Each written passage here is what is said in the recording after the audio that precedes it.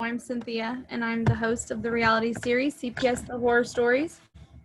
I'm not an attorney or a social worker. I'm just a mom who went through this fight, who lost my kids, who got them back after fighting for 2 years. I know what it's like. I know what parents are going through. My point in this channel is just to reveal the truth, the horror, the destruction, the trauma that happens with CPS, the money that's involved, and the fact that they don't take children away to protect them anymore, but they take them away from the parents that love them. So, Sarah, go ahead and introduce yourself. Tell me where you're from, what you do, and how many kids you have. Okay, I'm Sarah Leva. I live in Virginia. I have 2 little boys. They are now 8 and 9 years old. I just missed both their birthdays this last year. And, they predominantly have lived with me their entire lives.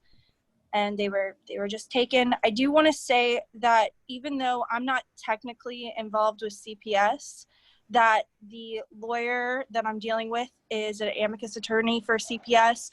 The judge works for CPS. The other judge works for CPS. And something I really want to communicate, I know a lot of people here are dealing with CPS, but they're just the foot soldiers. They're like the police. At the end of the day, no matter what they do, it comes down to the judge. And even though I'm not technically dealing with CPS, they actually refuse to do a home inspection. They refuse to do a home inspection. No. They refuse to talk to my children's teachers. They refuse to talk to my children's counselors. They actually did everything they possibly could to not investigate me because they knew it was all lies. So the only reason I didn't go through CPS or deal with a home investigation or any of the other horrific things a lot of other parents have gone through, I just went straight through the CPS judge, is because they did everything in their power not to investigate me. So that's kind of where I'm at. I know, isn't that crazy? Yes. Wow. So tell me why you don't have your boys. Well, I'm going to try to do the background as fast as possible. Yeah. But I think that it's important to know, am I allowed to name names or not? Or that really is on you. Okay. It doesn't affect us really so much as it does you in your case. So Oh no, I'm actually hoping they do a defamation case because I feel like that would help me get this out, because nothing I'm saying is a lie. And I got my records, I have the evidence, I have everything. Basically, I got married super young. I met this guy who made me feel like $1 million. I had a traumatic childhood. There was abuse and anger in the home, and this person monopolized on that. They made me feel safe. They knew exactly what to say, and as long as I made them the center of attention, they were amazing to me. And then after we had kids, I gained a little bit of weight, and he started making lots of disparaging comments, and disparaging comments turned into accidents. Like he would run me into walls. Oh, but he tripped. Or, he'd be picking up a pan of something and I'd get hit upside my head. And he's like, oh, I didn't see you there. You're just so short. Like, I didn't mean to hit you. Or like he'd get mad at me in the car for something stupid, and he'd like just take his fist and punch me in the leg, and I had bruises all the way up and down my legs. And he's like, oh, you just bruise easily, you bruise like a peach, I wasn't trying to hurt you, I was playing around, like, guys sucker punch, whatever. So, and that escalated into screaming at me, like my back against a wall, telling me how worthless I was, how I didn't give anything to our family. And like, he was military. So I didn't have a job. I couldn't have a job. I had 2 toddlers. And then I was with a guy in the military who moved like every freaking 6 months to a year. So establishing to other states. So establishing a career was not really something I could do. But, cooking, cleaning, taking care of the children, that's not adding to the family at all. The biggest thing about us is that we moved, because I'm from Virginia, and he actually moved to Virginia to be with me before our son was born, and he joined the Army National Guard here in Virginia. My dad has been working for the military for a very long time. He's actually a contractor because he was in a really bad accident and they gave him a medical discharge, but then hired him back to do the exact same job he's doing because he was good at it as a contractor.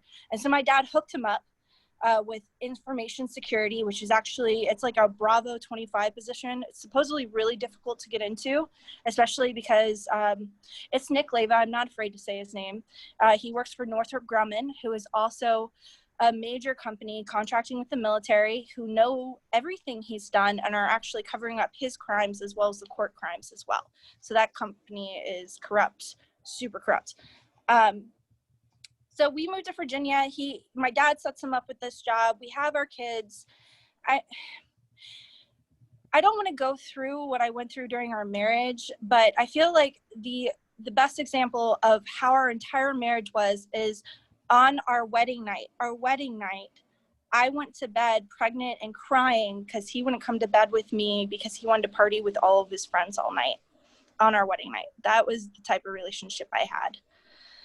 I remember just before our divorce, my son at the time was only 2.5, maybe 3 years old. He got between me and Nick, and he's like, "Stop being so mean to mommy," because it was one of those times I was pinned against a wall. And the worst part about our marriage is that when it did end, I tried to get away once. When my boys were like 2 and 3 years old, and I told my parents what were happening, and my parents are I'm not blaming them now because they know now, but they didn't know it at first. It goes back to how people don't believe you. I told them that things were happening, and they're very Baptist and they're very strict Christians, and they were like, if you try to divorce him, we'll pay for his lawyer. And I was trapped. I was just trapped. And the first time, and there's actually a documented case for this. I can provide evidence. I went to visit him one time, the first time we were separated, and he got mad. And it's the only time he's really been excessively violent, but he held me down and brutally raped me. Like, I don't know if you know the difference between hard sex and being brutally raped. Like, it was like hard sex times 10. It was horrible. It hurt so much. And I started screaming. I started reaching around the floor, trying to find something to hit him with. And because we were in an apartment building and I started screaming, no, like, you have to stop. He put his hands around my throat and started strangling me. And I don't really remember what happened. I remember kind of everything going black and just seeing like little flashes of light. And I looked over, and all of a sudden he's putting his clothes back on. And afterwards, he's like, "Oh, I know you liked it. Like, don't even pretend you don't." And I was like, "No, I didn't. You just fucking raped me. Like, I'm going to the police." He's like, "Well, I am in the military and I have a top security clearance. I've talked to the FBI. They already know that I'm a good person. If you tell them, they're all going to think you're crazy. And if you tell them and you fail, I'll make sure you never, ever see your kids again." So I did not tell until about 2 years later, and I wish I had. And there's an ongoing case right now that if you need it, I can send you the info and everything. But Virginia right now is trying to gather enough evidence against him for what happened there. But anyway, so our divorce happened in Texas. We spent our entire lives in Virginia. He was Virginia National Guard. Both the boys were born in Virginia. And he moved us to Texas, which is where his friends and family were. And he's like, "Well, if we want to save our marriage, I just miss my friends and family. I'll stop acting this way, blah, blah, blah, blah, blah." He was very charismatic. If anybody meets my ex-husband, they'll love him. They will, because he is very good with people. And so he moved us to Texas, waited exactly 6 months. And what he did is so insidious. He didn't outright divorce me. What he did is, I was at my wit's end. I'm like, "We're around your friends, your family. What am I still doing wrong? How do I fix this?" I feel like my entire marriage was like, what do I need to do to make you happy? Because nothing made him happy. And he was like, "I don't love you." He's like, if I met you in a bar, or if I met you outside of here, I wouldn't even like you. I wouldn't even talk to you. But if we divorce, I'm going to make sure everyone knows that it's your fault. I'm going to make sure everyone knows that you are crazy and that you're the person destroying this family. Yeah. So that was how. That. What? I'm familiar with that. I had an ex-husband like that. Yeah, it was pretty horrible. And unbeknownst to me, so I ended up moving out, and he actually immediately changed the locks in the house because it went to his "she's crazy" story. He said he had to change the locks because he was in fear for his life. And so I started opening up about everything he'd done to me. And I found out after we were going through the separation that everyone thought I had been cheating on him, that everyone thought that I had been abusing him, that everyone thought that I had been lying, that everyone thought I had been neglecting the children. So basically everything he had been doing to me, he had been putting these thoughts in other people's heads that I've been doing it to him for over 2 or 3 years. Who does that? Who pretends that long? That's a long time to pretend and act like everything's okay while he laid the framework. I don't know how, I don't even know how people like that exist, but he laid the framework. So I lost over everybody I knew in Texas. So I was alone, and the best thing I ever did is he cut me off from our bank accounts too. So I was a stay-at-home mom for all these years, and I got a job at Starbucks, at UPS loading trucks, at Denny's. I was working 3 jobs just to pay my rent, take care of my children. And I actually contacted our bank after he cut me off and found out how much money was on our credit card and had it Western Union to me. He was super pissed. But I used that money to get a lawyer because he had filed for divorce knowing that I had 0 funds to be able to hire a lawyer because he completely cut me off. Yeah. And what I will say, I know how horrible Tarrant County is now, but what I will say is back then, the judge immediately recognized it. He was like, you just cut her off. You locked her out of her home. You cut her off from all of her money. You refused to send in your financial records. You refused to, because he refused to cooperate at all. At all. It was so bad that his own lawyer in the middle of the case looked at the judge and said, can I please recluse myself? I don't want to be his lawyer. He cannot communicate with me. So he lost his lawyer. And I didn't take advantage of that because I just wanted to get along. I was like, look, you don't even have to pay child support. We can do 50-50. It's fine, whatever. And but what ended up happening is we ended up with an arbitration agreement. The number one thing I wanted to do was go back home because I only lived in Texas for 6 months. Entire marriage, children, everything in Virginia. And in our arbitration agreement, I got geographical custody of the children, and I had permission to go back home as long as I facilitated visitation, which I did. I always made sure that every time he wanted to see them, I took them. I even extended his summer visitation for them.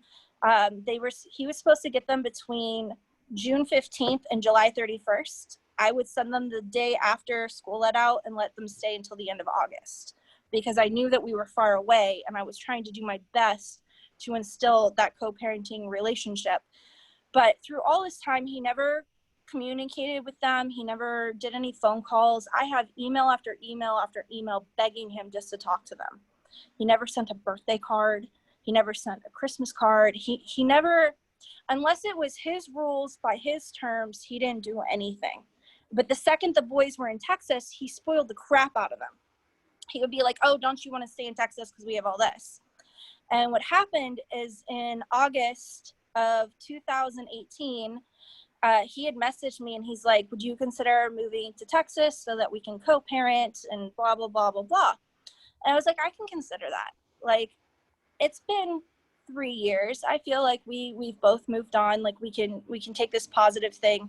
Oh, by the way, the reason I moved back home to Virginia, I moved back home April 2016. Our divorce was 2016 as well, but it was in January. I gave it a couple months. You know, I really wanted to try, even though I didn't have any family or friends in Texas, I really wanted to try to get along with their dad, and I was hoping that we could co-parent. But it was so bad. So this is a good example. He asked for a day that wasn't part of his parenting time because his family had an event. And I was like, that's cool. Your family has an event. That's not a problem. Like, when are you going to give the kids back? He's like, oh, I'll give them back to you tomorrow afternoon. Great. No set time. They went to their event, and I went to the gym. And he starts texting me while I'm at the gym. He's like, you need to come get your children. I was like, oh, we didn't agree on a time. I'm at the gym. I'll be there in an hour. He's like, no, I have plans. You need to be here right now. And I was like, it'll take me at least 30 minutes to drive there. He's like, fine. Well, we're sitting outside your house, and I'm just going to tell the children how little you care about them and how you don't love them and how you'd rather spend time at the gym than time with them. And I literally had no notice, no time, no nothing. And he just starts attacking me via text message, telling me what a horrible mother I am, what a horrible person I am. I was a shell after my divorce. I was a very different person. Lots of therapy got me here. But yeah, it was just this ongoing onslaught on my character and my integrity and my thoughts. I would get in trouble for things I didn't say. And it was constant. It was absolutely constant. And so I moved to Virginia, and of course he immediately files a kidnapping charge against me, which was dropped because I didn't kidnap them. I gave the 60-day notice to all the official people. I could prove that I gave 60-day notice. But yeah, in 2018 of August, he'd asked me to consider this, and I went up to pick up my children in August, because even though he's supposed to pick them up every time from my house, that's a lot of money. So I offered to go to Texas and pick them up so he didn't have to make that trip to Virginia. And he and his mother, Beth Adcock, who works for the FAA, by the way, all these people are very well connected, cornered me. And they were like, well, if you want the boys to stay here while you move, you need to sign away your parental rights. And it got to the point where I was like, I'm not signing anything. And Nick was like, if you don't sign this, then I'm not taking them. And next thing I know, I'm getting blown up on my cell phone from his mother, Beth Adcock, saying, you need to sign this. You need to give my son custody. You need to do this. You need to do that. She's like, I'm going to call the police. She's like, I know school starts next week. I doubt they're registered. I'm going to call the police and tell them that you don't have your children in school. I have a police report for this, by the way. So I can also confirm that this happened. I ended up she harassed me so much, I went to the police and filed a report. Who was this that harassed you? Beth Adcock, Nicholas Leva's mother, which is so funny because she's been divorced 2 times and has raised both her kids. And yet she's sitting there telling me that I need to hand my children over to her son. It was insane. And so I go back home with the children. I was like, okay, I'm done with this. And they're both blowing up my phone. I'm like, I'm not going to respond. Next thing I know, I am, what's it called when they show up and they hand you papers? Served. I'm served with papers. And it's an emergency custody order that the children are in danger and need to be returned to their father immediately. And the accusations were just absolutely insane. So I was accused of holding the kids up in the basement with a random man, being a prostitute, being a drug addict, threatening Nicholas with a shotgun. Again, he's in Texas. How the fuck am I supposed to, none of these things are true, by the way. I'm super happily married to an amazing man. I'm definitely not a prostitute. I work at events, and if anybody knows anything about sales, I make really good money. Like, I don't need to prostitute. I've never prostituted, so. But it was just these insane, vicious lies. And this is kind of where the fraud of the courts comes in. So he sent that to me, and I guess it was dropped by Matthew Reek. I don't know. It was in another district. And the next thing I know, I have other custody papers filed in 360th Tarrant County Courts under Patricia Bennett. And I personally was not that worried. I was like, all of these are lies. There's no evidence for any of this. I've taken care of the children all these years. Another thing he said is that he couldn't find me. That was also in the paper. They can't find me. But if you can't find me, how can you serve me? Like, that makes no sense. He's like, I've had 5 years of not knowing where my children are. So in those 5 years, you've had, number one, it was 3 years. So that's a lie in itself. Number 2, he saw them for visitation. Number 3, he served me at my address. So the fact that he would say that he couldn't find his children, and this was all under Lindsay Newell. So I found out that Nick has actually been filing a bunch of stuff in the courts over the last few years that I didn't know about. They were like, can you please amend the arbitration agreement? Can you please clarify the arbitration agreement? Can you do that? Not once did he accuse me personally of being a bad mother or anything else. Not once. And then he hires Lindsay Newell. And suddenly I'm a prostitute. Suddenly I'm a drug addict. Suddenly he can't find me. Suddenly this woman is not human, okay? She just isn't. And she's also the amicus for CPS, and she destroys millions of children's lives. Thousands of children have been destroyed by Lindsay Newell. She's a horrific person. I know Brad said that he heard of other cases. I think I've researched more cases than he has. I've talked to over 50 parents, over 50, in Tarrant County alone. Most of them have been in jail or prison at least 7 to 8 times unlawfully. Most of them never got to see their children again. It's, I don't know, it's so huge. It's so huge. So all this happens, and I hire a lawyer in Texas, which I will say nothing bad about. Nathan Hatton is a really sweet guy. I think he genuinely wanted to help me. He was a newer lawyer. He was very young, and he filed for jurisdiction in Virginia, which is exactly what he should have done, because according to federal jurisdiction law, this is their home state. This is where the trial should be. And I go into trial thinking that everything's going to be fine. And Judge Patricia Baca-Bennett looks at my lawyer and says, "What do you think about the Texas federal kidnapping statute?" I mean, think about that sentence. How fucking stupid do you have to be to say federal Texas statute? That's a state statute. That's not federal. So that was like the first thing she said. And he was like, she's been up and up. He said, do you take judicial notice of the arbitration agreement? And she said, yes, this court takes judicial notice. And then immediately began slamming me. Lindsay Newell barely had to say a word. The judge fought for Nick. 100%. Accused me of kidnapping, said I didn't know how to co-parent. She's like, you're not allowed to say anything negative about him. But yeah, she went after me, and she went after me hardcore. And there was, again, no evidence of any wrongdoing. And she looked at me, she's like, I don't think, she said as a personal opinion, I don't think you know what co-parenting means. I'm not going to, this court's not going to allow Virginia jurisdiction, case closed. But it was very apparent that she was very biased.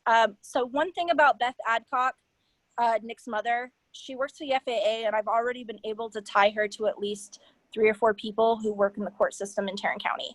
So those are her friends, like her personal friends. How insane is that? And obviously I was very upset. My lawyer did pull out immediately after that. I think he realized what we were up against before I did. And I was served with discovery, which is normal, but this was my discovery. My discovery was, who have you told about your court case? What senators have you messaged? What congressmen have you messaged? Who have you told on social media? Not a single question was about the children. Not one.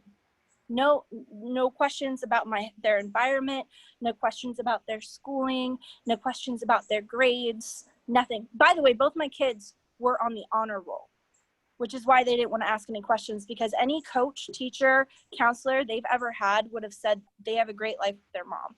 So they made sure to only, and when that didn't work, because I refused to do discovery, I just started being loud. I was like, there's no way I'm going to win this. I don't have money for this.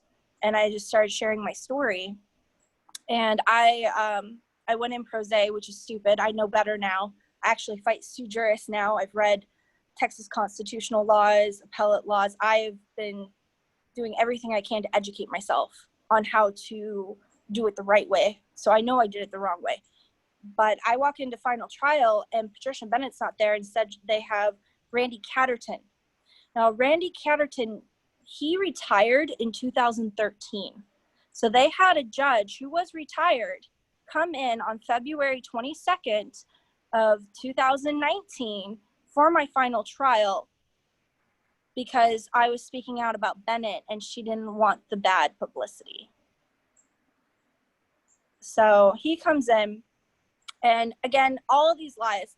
The worst one, he stood on the stand and he said, "I'm afraid for my children's life because she has borderline personality disorder." No evidence, none. They took some Facebook posts and they're like, well, she's against flu vaccine. She's crazy. She homeschools her kids. She's crazy. So pretty much everything I try to do to protect my children, they used against me to say I was crazy. And even Catterton said, he's like, you know, nothing you've said can be backed. And he even confessed that Nick was lying. Like, the judge even said that Nick was lying. And then he looks at me, he's like, "I know you're not going to want to hear this." And he acted so nice. He's like, "I know you don't want to hear this, but your relationship," and I have this memorized because I've read the transcripts 100 times trying to figure out how the hell this happened.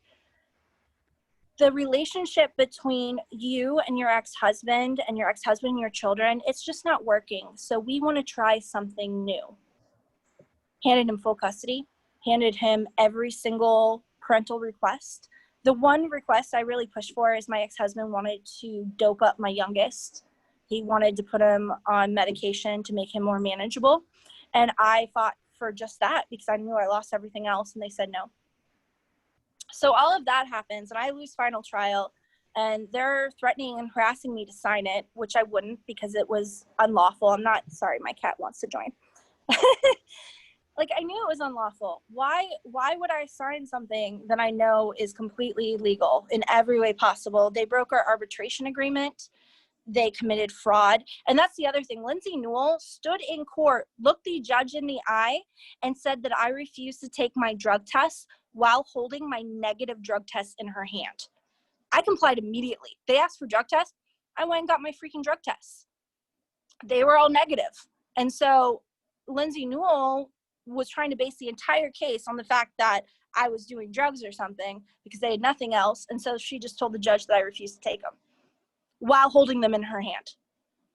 So that woman just lies. Like, she is. And the thing that most people won't understand, because it gets a little technical. So when they filed for an emergency custody order in I think 234th district and were denied. And the affidavit wasn't even notarized. Like, I can literally get up and go get the thing and show you. Like, it was not notarized at all, which is a fraudulent affidavit.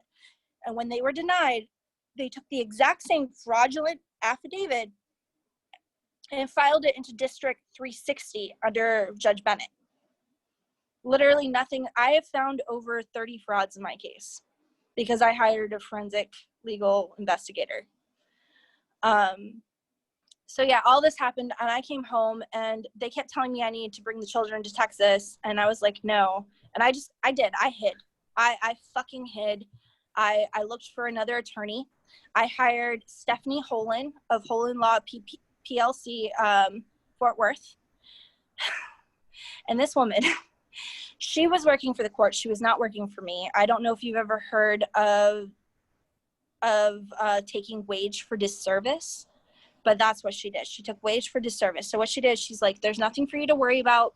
You didn't do anything wrong. You might have lost the final trial, but it's not a big deal. We're going to countersue, you know. And she made me feel really good. She's like, don't tell anybody because it'll hurt your case. Like, she kept telling me, she's like, don't tell anyone. It'll hurt your case. It'll hurt your case. It'll hurt your case. And I had filed an appeal while I was still pro se, and she canceled my appeal. She's like, you don't understand how the law works. An appeal won't work. It only works if there's something missing in paperwork, AKA fraudulent affidavit. Right. And yeah, and so she actually canceled it. And she set me up. She said we were going to court on January. So last time I saw my children was January 25th, 2020. And when I said goodbye to them to go to court. So supposedly this lawsuit was against Nick because I have a lot of evidence of abuse. One thing that happened in August 2018, just before he filed, my youngest came to my mom and was like, you know, he was just being really inappropriate.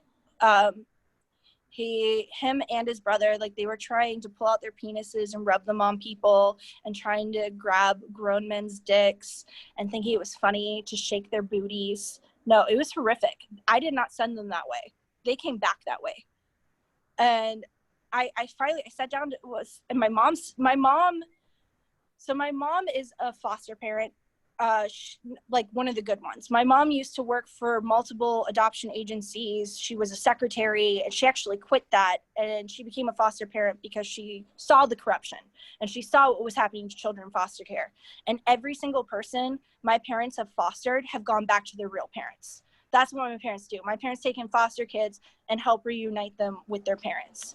So that's how she fights this. And she also has a social worker's degree, but she won't do social work because she says it's complete. Like, she knows what CPS is up to. She did it with good intentions and then decided that wasn't the job for her.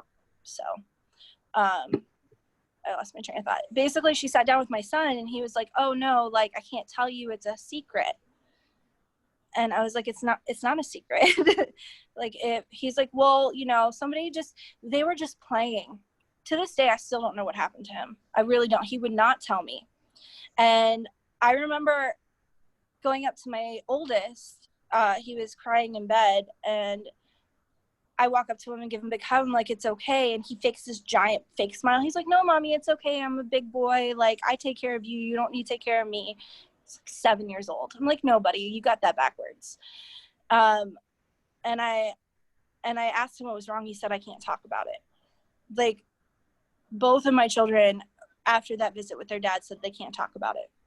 I'm not going to say that my ex-husband is sexually abusing them. I will say he leaves them with people who sexually abuse them and decides to turn a blind eye to it.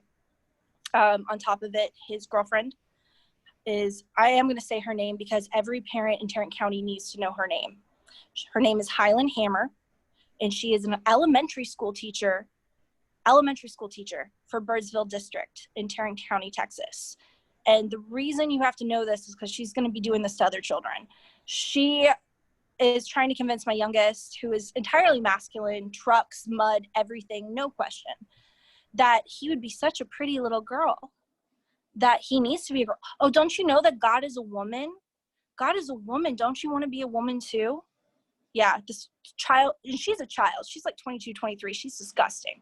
By the way, I'm 31, and my ex's girlfriend is 22, if that tells you anything. So she, and before I got cut off contact completely, I did get a couple phone calls, but I was punished for speaking out. So I wasn't allowed to see him, but I was allowed to talk to him for a month. You know, I would even hear in the background, like, I would just tell my son, I was like, you know, Jesus loves you. Like, and I would just like, I was like, you know, you are made perfect. That's what I would tell him all the time. I was like, you're made perfect. And she would, and I don't know, it just feels like they can get away with whatever they want to get away with. If you're like above the law, if you have those connections, nothing you do matters. It's connections, it's who you know. They're more afraid of that person than they are you. Well, I'm no one to be afraid of. That's what I'm saying. That's what they are now. Right. They are now. Oh no, they are so pissed now. But I'm not proud of who I was in that courtroom. Like, I fell apart. I was just crying. I was acting crazy. I mean, I was losing my whole world. And I think that they thought I'd go home and kill myself, because that's what a lot of mothers do. A lot of mothers just go home and kill themselves. And I was close to that. I was close. But I have an amazing husband, and my parents are amazing people, and they kind of held me together until I was ready to fight. And my mom was like, someday you're going to be ready to fight, and you just got to stay alive till then. So that's what I do now. Someday you're going to be ready to fight, and you just got to stay alive until then. My mom, they try to make my mom look crazy. So the police are breaking into her house, breaking down her door. No idea what's happening. Didn't get a phone call. Nobody called them and said, hey, can you bring the children outside? They just broke down. Oh, I'm so upset about this. And my mom locked herself in the bathroom with the children and called me because she was scared. And that's how I heard my son. And I did. I said goodbye to them over the phone, thankfully. And my oldest, not a single tear. He's like, don't worry, Mom, I'll take care of you. That's all he said. He's like, don't worry, Mom, I'll take care of you. He's 7 years old. 7.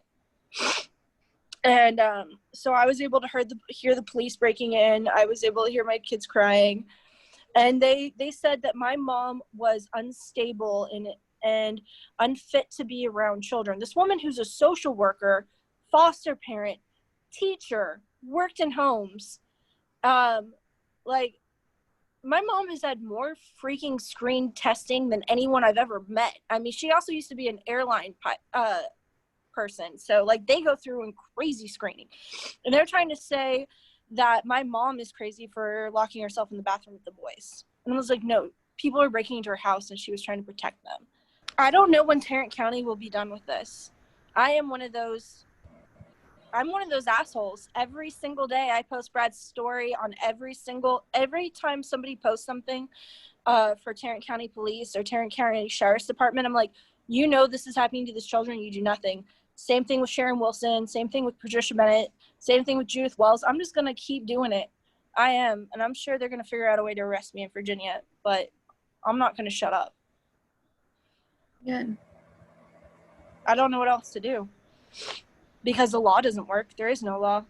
The people in the United States need to wake the fuck up. They need to stop wearing masks. They need to refuse the stupid vaccine that is already proven to have over 70% test rate of horrible side effects.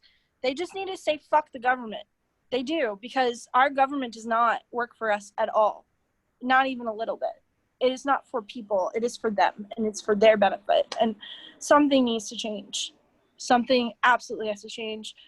CPS has to be taken down. Judges have to lose. So that's my personal fight. So everything I do is I'm fighting to remove immunity from judges. You should be able to sue a judge if they break the law. End of story. I agree. I can't even sue Newell. She's an attorney. I can't even sue her. She doesn't have immunity, but nobody will touch it. Or if I file the case, it'll just get denied. So it's not technical immunity. It's just they won't take the case. Do you have any questions? I'm sorry, I kind of rambled. No, you were very organized and said, everything. And I think it's sad what you've gone through. Horrible. And sad that your boys are growing up without you there. They shouldn't not have you in their life right now. They shouldn't be raised by someone who promotes pedophilia and transitioning either. And that's the other thing. Both Nick, so you heard the new thing where they say that pedophiles is a mental handicap or something like that. Both Nick and Highland believe that. They both are pro pedophile, pro transitioning, pro sexualizing children. And my boys are being raised in that, which is the complete opposite of who I am as a person. I believe in protecting children and keeping innocence as long as possible. It's one of the reasons I homeschooled them. Like, one of the best gifts, even with the difficulties we had at home, was being homeschooled. Because, number one, I learned how to learn. So I didn't just memorize information and then spit it back out. I had to learn how to research, I had to learn how to learn. And number two, I was probably innocent until I was like 13 or 14 years old. Like, I didn't have all that crap coming at me as a child, and I wanted to do the same for my boys, and it's too late. Like, I know my youngest has already been molested. Pretty sure my oldest has too, but I'm not certain. And there's nothing I can do. There's absolutely nothing I can do. Sorry, Sarah. It's okay. I just don't understand how, with all the trafficking rings that are going down, why court trafficking rings aren't going down too.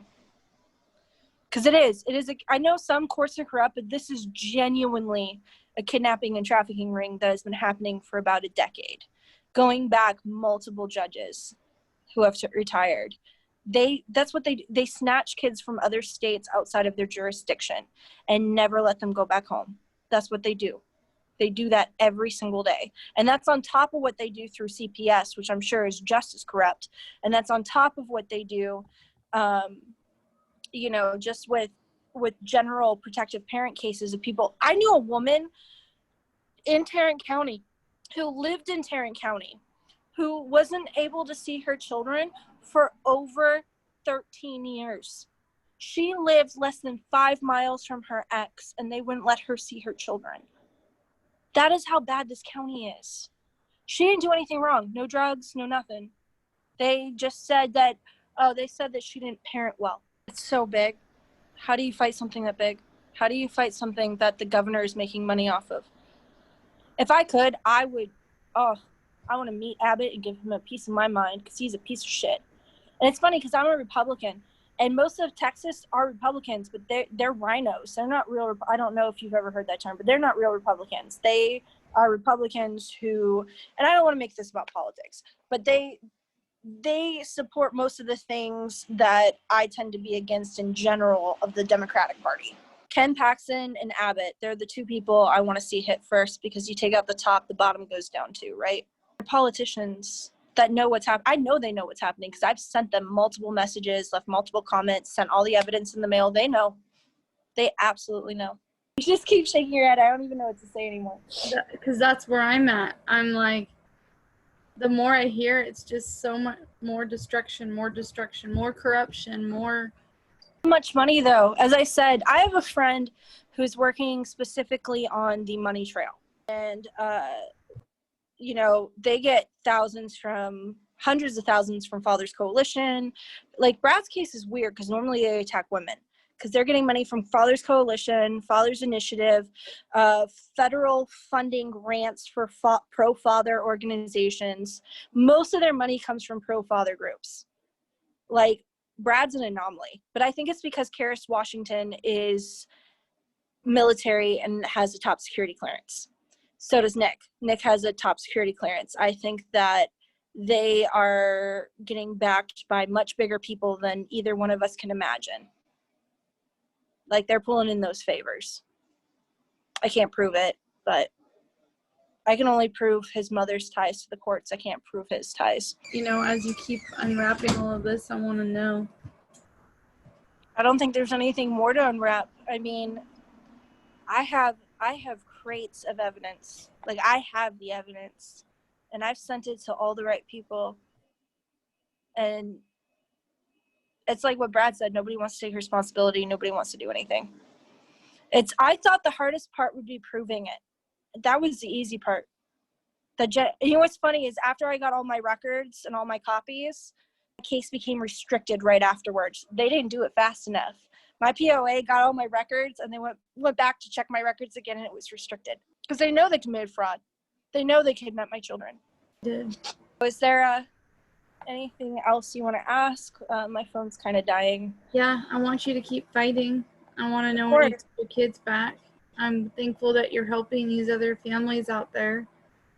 We're all in it together. We honestly are. Like, we really are. There's actually a march in DC on the 24th, if anyone can make it. We're meeting in front of the...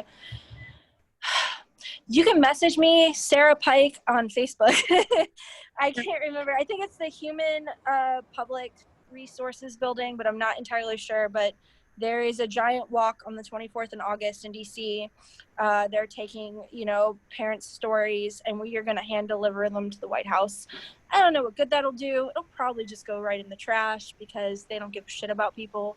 But, at least people will hear it. I plan on making, thousands of copies of my newsletter and just, putting it on people's doorsteps as I walk. I'm just going to make sure so many people know. But that's happening if anybody watching is anywhere near DC.